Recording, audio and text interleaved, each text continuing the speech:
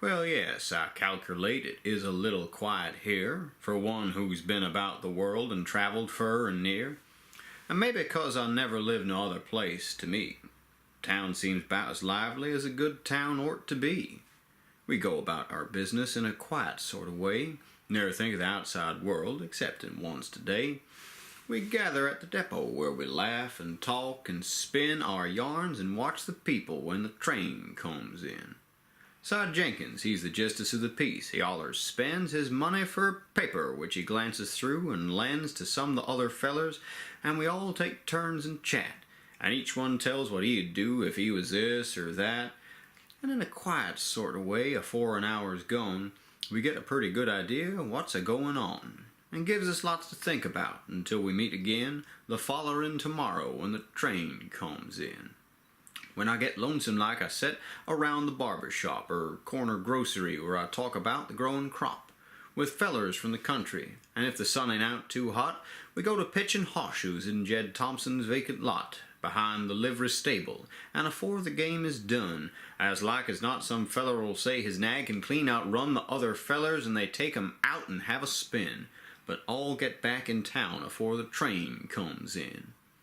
I see it in the papers that some folks, when summer's here, pack up their trunks and journey to the seashore every year. To keep from getting sunstruck, I've a better way than that, for when it's hot I put a cabbage leaf inside my hat and go about my business just thought it wasn't warm. Fact is, I ain't a-doing much since I moved off my farm, and folks that loves the outside world, if they's the mind to, can see all they ought to of it when the train comes in. And yet I like excitement.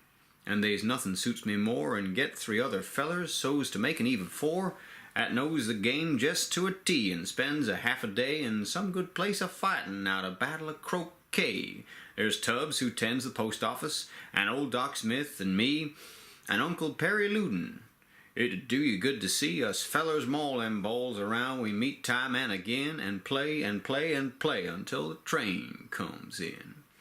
And take it all in all, I bet you'd have to look around a good long while afore you'd find a nicer little town than this, and that people live a quiet sort of life, ne'er caring much about the world with all its woe and strife. And here I mean to spend my days, and when I reach the end, I'll say God bless you and goodbye to every faithful friend.